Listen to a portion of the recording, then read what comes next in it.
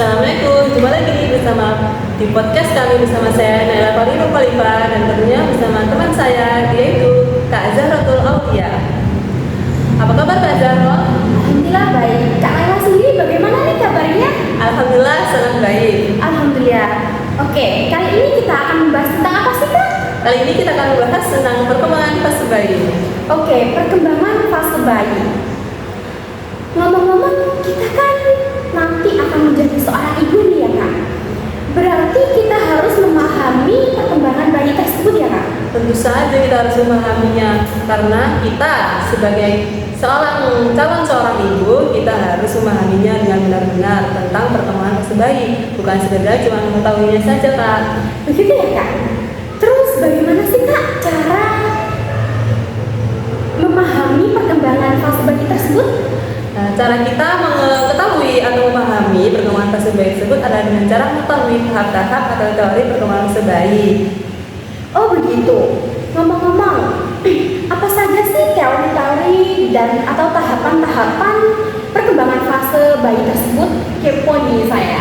Oh, oke, akan aku jelaskan nih tahap-tahap atau teori-teori dalam perkembangan fase bayi. Yang pertama yaitu ciri-ciri perkembangan fase bayi. Dan di mana di dalamnya terdapat macam-macam perkembangan fase bayi. Sebenarnya nih Kak, aku mau nanya, apakah Kakak mengetahui macam-macam perkembangan fase bayi yang aku katakan tadi? Belum tahu nih Kak, kalau sudah tahu ngapain tanya ya? Oh iya Kak, kan aku cuma mengkualifikasi atau mengetes Kakak saja, siapa tahu Kakak telah mengetahuinya. Belum Kak, makanya jelaskan. Saya ingin tahu nih. Oke, akan aku jelaskan. Yang pertama, ciri-ciri fase perkembangan bayi yaitu masa bayi adalah masa bayi awal atau dasar sesungguhnya, yaitu yang dimulai dari tua, dewasa, kanak-kanak itu adalah berasal dari masa bayi yang sesungguhnya Kak. Oh, ternyata begitu ya Kak. Aku kira dari masa bayi, setelah itu tumbuh berkembang ke masa tua. Bukan itu Kak, kalau yang Kakak maksud itu masa yang kedua yaitu masa setelah ini Kak. Terus masa yang kedua apa sih Kak? Masa yang kedua adalah di mana tahap atau teori masa bayi adalah masa pertumbuhan atau perkembangan Kak. Di mana masa bayi itu mempunyai pertumbuhan yang akan di mana masa-masa itu berawal dari masa bayi, masa kanak-kanak, masa dewasa, masa remaja dan masa tua. Itu termasuk masa pertumbuhan dan di dalam masa pertumbuhan itu terdapat masa perkembangan tersendiri Kak. Ternyata setiap masa itu terdapat pertumbuhan dan perkembangan ya Kak? Tentu saja Kak, setiap masa mempunyai pertumbuhan dan perkembangan karena jika setiap masa itu tidak mempunyai pertumbuhan dan perkembangan, maka setiap masa itu tidak akan berkembang Kak. Seperti halnya masa bayi. Jika masa bayi tidak mempunyai pertumbuhan dan perkembangan, maka masa bayi itu tidak akan bertumbuh menjadi masa kanak-kanak, dewasa, remaja dan seterusnya.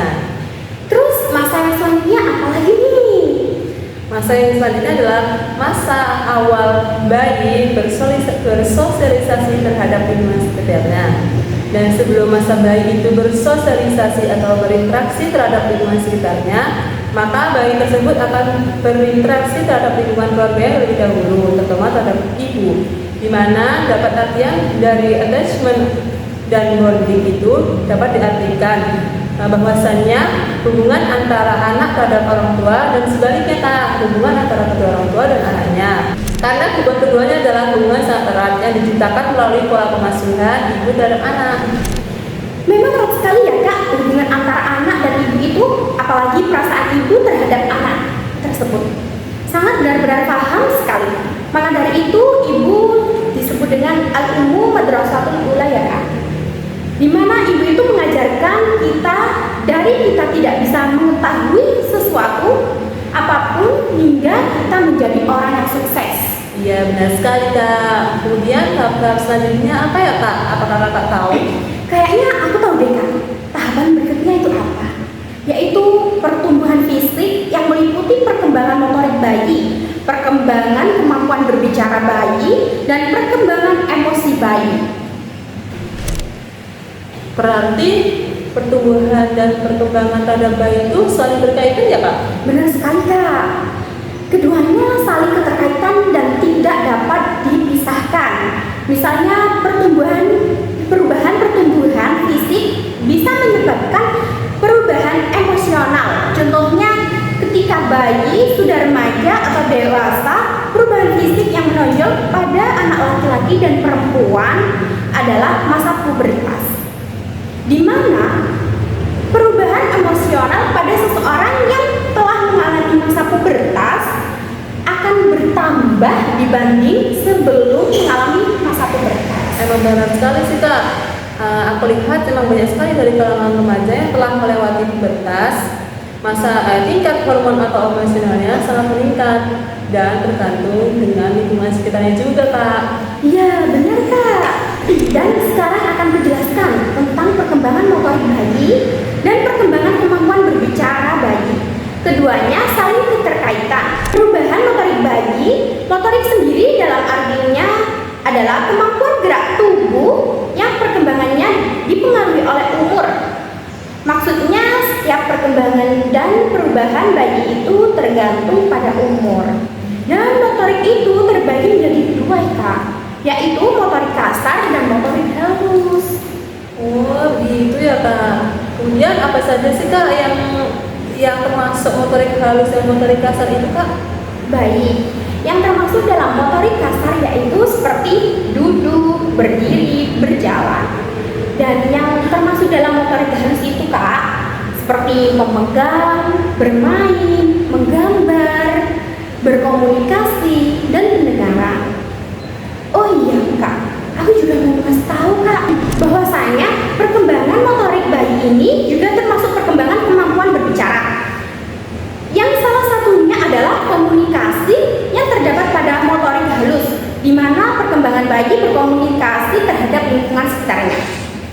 Oh, ya juga ya, bayi harus selalu dibimbing terutama terhadap lingkungan sekitarnya atau kemampuan bayi. Karena jika bayi telah dibimbing, akan selalu lebih berkembang dalam berbicara.